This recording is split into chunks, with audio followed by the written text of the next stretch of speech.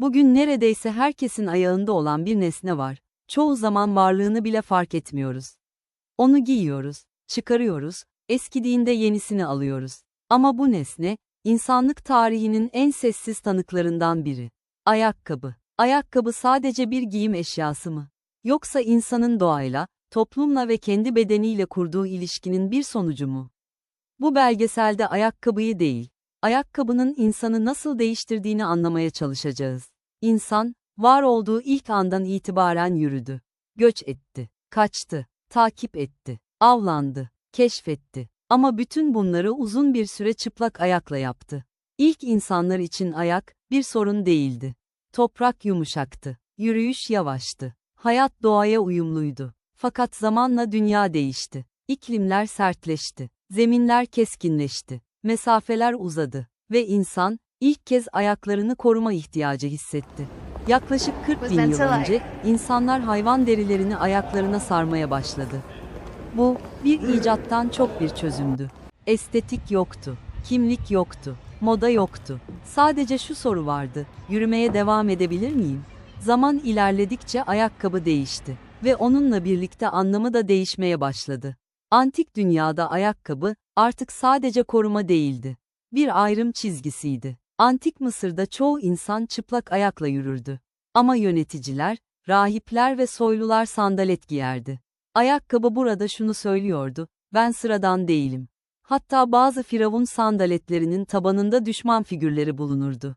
Her adımda, düşman sembolik olarak eziliyordu. Ayakkabı, artık sessiz bir güç göstergesiydi. Antik Yunan ve Roma'da ayakkabı daha da işlevsel hale geldi.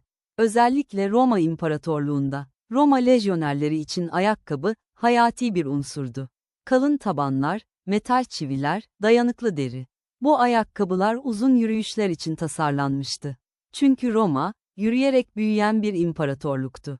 Bir asker ne kadar uzun yürüyebiliyorsa, imparatorluk da o kadar genişliyordu.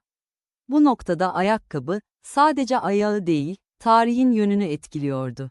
Orta Çağ'a gelindiğinde ayakkabı bambaşka bir anlama büründü. Artık rahatlık geri plandaydı. Görünüş ön plandaydı. Uzun burunlu ayakkabılar ortaya çıktı. Bazen yürümeyi zorlaştıracak kadar uzun. Ama bu bir sorun değildi. Çünkü amaç yürümek değildi. Amaç, görünmekti. Ayakkabının burun uzunluğu, kişinin toplumdaki yerini gösteriyordu. Ne kadar uzunsa, o kadar üst sınıf. Ayakkabı, artık şunu diyordu, ben kimim ve sen kimsin?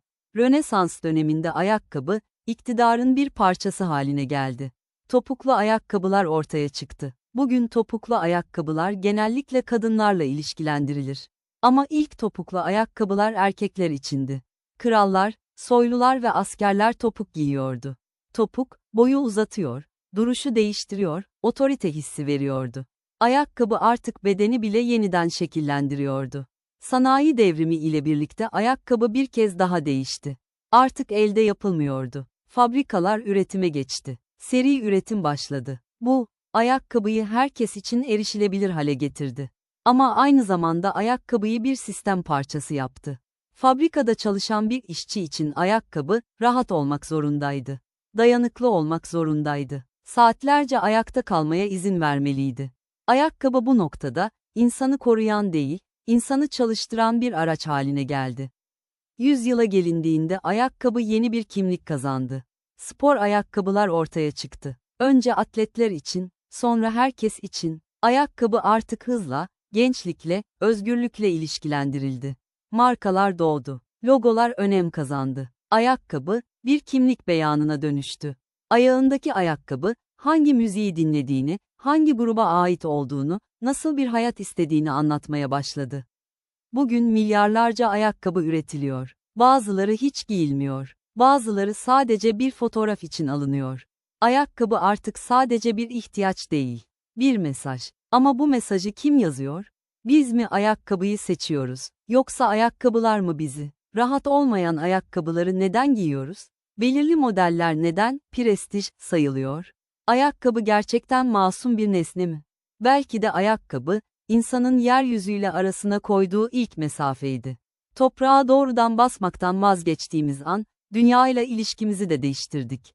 Ayakkabı bizi korudu. Ama aynı zamanda ayırdı. Bu belgeselde ayakkabının tarihini değil, insanın yolculuğunu izledik. Ve soru hala açık, ayakkabı bizi nereye götürüyor?